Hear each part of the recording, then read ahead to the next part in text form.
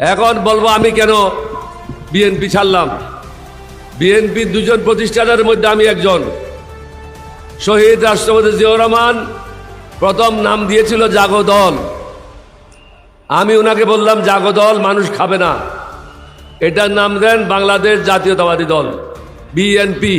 এটা ডকুমেন্ট আমার কাছে আছে। আগে যে দুইটা কথা বললাম সেটারও ডকুমেন্ট আছে। এই অশিক্ষিত লোকদের যদি কোনো সন্দেহ থাকে আমার কাছে আসলে বিনা পয়সায় তাদেরকে ডকুমেন্টগুলি দেখায় দেব। কিন্তু শফিকুর রহমান সাহেবকে নিয়ে কটূক্তি করাটা ঠিক হবে না, এটা বেয়াদবির পর্যায়ে পড়ে। আমি কেন চলে আসলাম নিজের হাতে গড়া পার্টিকে ছেড়ে? দেখলাম জিয়াউর রহমানের বিএনপি নাই। জিয়াউর রহমানের বিএনপির সময় বাংলাদেশের সেরা লোকগুলি আমরা দলে নিয়েছিলাম। আপনাদের কুমিল্লার সন্তান আজিজুল হক সাহেব ইংলিশের প্রফেসর, ঢাকা বিশ্ববিদ্যালয়ের, ওনার মতো লোক অ্যাডভাইজার ছিল। কিন্তু জিয়াউর রহমানের মৃত্যুর পরে আস্তে আস্তে অধঃপতনের দিকে যেতে লাগলো। বেগম জিয়ার সময় এসে আমরা কিছু থামাইয়ে দিলাম, কিন্তু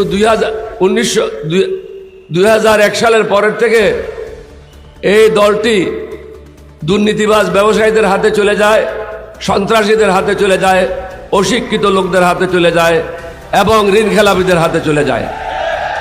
এটার আমি প্রতিবাদ করেছিলাম, কিন্তু আমার কথা শুনে নাই। তখন আমি চিন্তা করলাম আমার কথা যখন শুনে নাই আমাকে বিদায় নিতে হবে।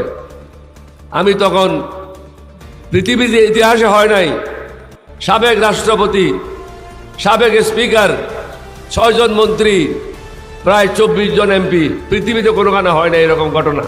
তাদেরকে নিয়ে বিএনপির বিরুদ্ধে আমরা বিদ্রোহ করে নতুন দল গঠন করেছিলাম। আমাকে মারার জন্য আমার ঘরে 6 জন অস্ত্রধারী লোক আসছিল।